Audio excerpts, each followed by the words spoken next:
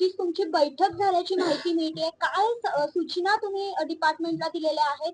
या वर्षात नेमकी तुमची त्या संदर्भातली भूमिका काय असणार?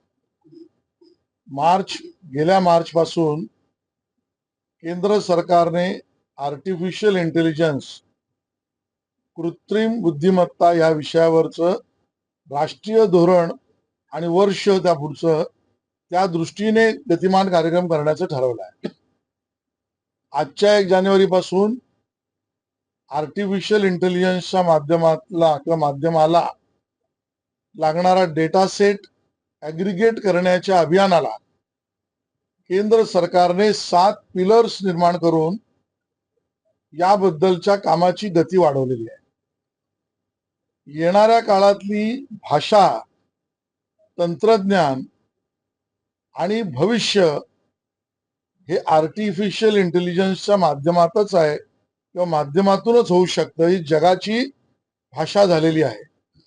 आणि मग अशा वेळेला महाराष्ट्र आपला या आर्टिफिशियल इंटेलिजन्सचा सदुपयोग, यातनं निर्माण होणाऱ्या संध्या, उद्यमशीलता, रोजगार या सगळ्याचा उपयोग योग्य पद्धतीने होऊन देशामध्ये महाराष्ट्र नंबर 1 चा व्हावा म्हणून केंद्र सरकारने घातलेल्या धोरणांतर्गत राज्याने नंबर 1 कसा पटकवायचा आहे यासाठीचं एक AI धोरण महाराष्ट्र राज्याचं व्हावं आणि ते होण्यासाठीचे निर्देश मी त्या ठिकाणी आमच्या कालच्या विभागाच्या बैठकीत दिलेत.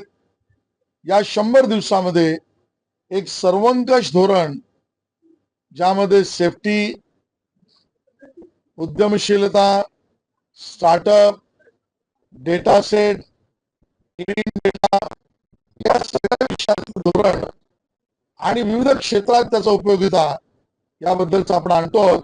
आणि महाराष्ट्र एक पहिलं राज्य होईल की जे आर्टिफिशियल इंटेलिजन्सच्या संदर्भातलं राज्याचं धोरण समोर घेऊन येतात.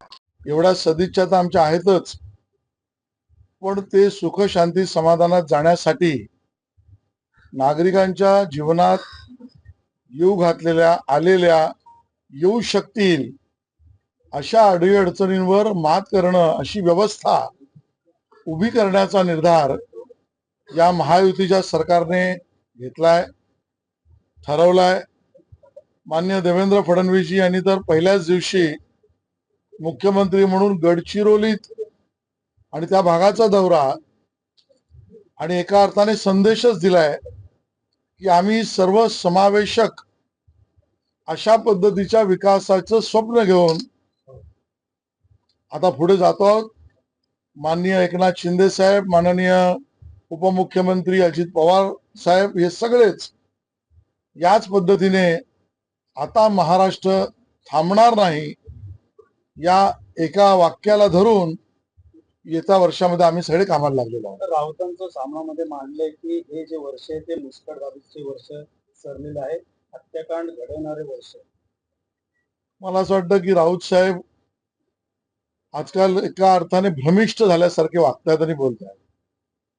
आणि म्हणून भ्रमिष्ट झालेला माणूस सत्याला आधारित बोलत नाही.